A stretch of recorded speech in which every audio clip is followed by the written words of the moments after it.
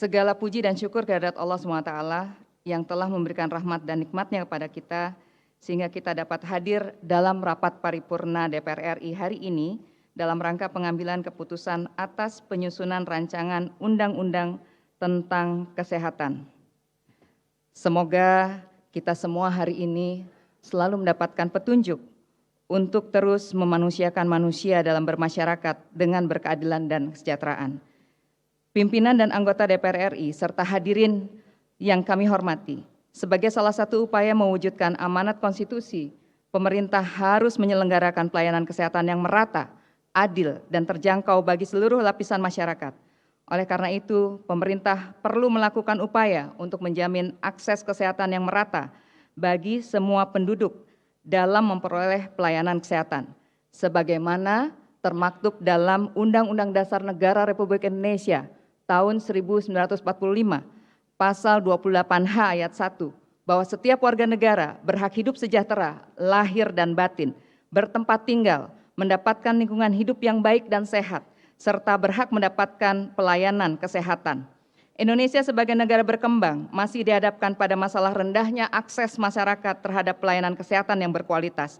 Penyelenggaraan pelayanan kesehatan belum mampu menjawab kompleksitas pelayanan dan pembiayaan kesehatan yang semakin bergantung pada teknologi kesehatan yang semakin mahal dan rumit.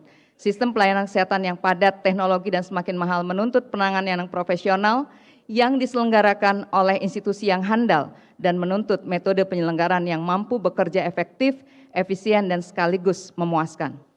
Penyusunan RUU tentang kesehatan yang dibahas dengan metode Omnibus Law mewajibkan penyusun melakukannya secara menyeluruh, teliti, dan melibatkan pemangku kepentingan terkait atau meaningful participation, sehingga tidak ada pengaturan yang luput dan kontradiksi.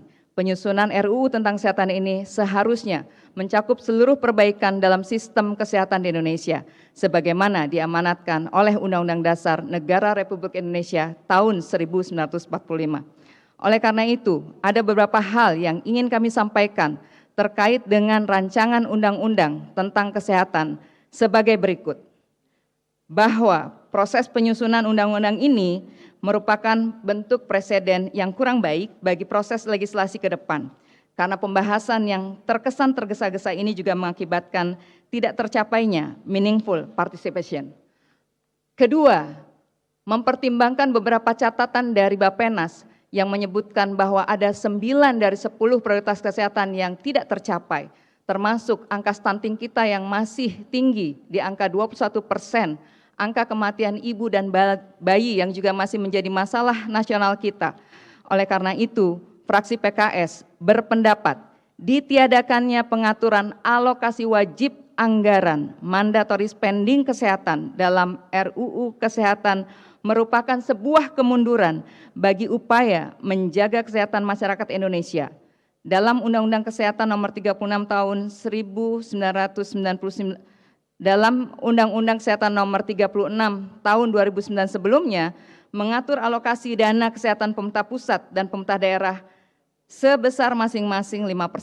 Kebutuhan dana kesehatan Indonesia sebagai negara berkembang justru meningkat dari waktu ke waktu karena semakin kompleksnya masalah kesehatan di masa mendatang. Fraksi PKS berpendapat bahwa mandatory spending penting untuk menyediakan pembiayaan pelayanan kesehatan yang berkesinambungan dengan ketersediaan jumlah anggaran yang cukup. Dengan adanya mandatory spending, maka jaminan anggaran kesehatan dapat teralokasi secara adil dalam rangka menjamin peningkatan derajat kesehatan masyarakat. Oleh karena itu, fraksi PKS memandang mandatory spending adalah ruh dan bagian terpenting dalam rancangan undang-undang kesehatan ini. Fraksi PKS menginginkan terwujudnya kerja murah, sehat murah bagi masyarakat Indonesia, sehingga aturan yang dihadirkan harus berpihak kepada masyarakat luas dan bukan kepada para pemilik modal. Negara harus bisa menjamin lapangan kerja yang tersedia secara luas bagi warga negara Indonesia. Dalam hal ini, tenaga kesehatan dan tenaga medis Indonesia. Tentunya hilangnya kesempatan kerja bagi tenaga kerja Indonesia, baik itu karena masuknya tenaga kerja asing ataupun karena hilangnya aturan yang memperbolehkan sebuah pekerjaan, tentu tidak dapat diterima. Menimbang beberapa hal yang sudah kami paparkan di atas, kami, Fraksi Keadilan Sejahtera, dengan mengucapkan Bismillahirrahmanirrahim, menyatakan menolak rancangan Undang-Undang tentang Kesehatan untuk disahkan menjadi undang-undang. Demikian pendapat akhir fraksi Partai Keadilan Sejahtera ini kami sampaikan sebagai ikhtiar, sebagai keberpihakan, dan sebagai komitmen untuk memastikan bahwa negara hadir menjamin pembangunan ketahanan kesehatan nasional kita setelah kita belajar selama 3 tahun menjalani masa pandemi COVID-19.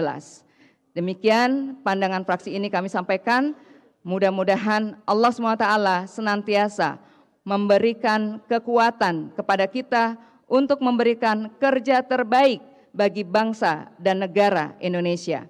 Atas perhatian pimpinan dan anggota DPR RI serta hadirin, kami mengucapkan terima kasih. Billahi taufik wal hidayah, wallahu muwaffiq ila aqwamit thoriq. Assalamualaikum warahmatullahi wabarakatuh. Ketua Fraksi PKS Dr. Jazuli Juwaini MA ditandatangani, dan juga Sekretaris Fraksi PKS Ledia Hanifah Amalia ditandatangani. Terima kasih.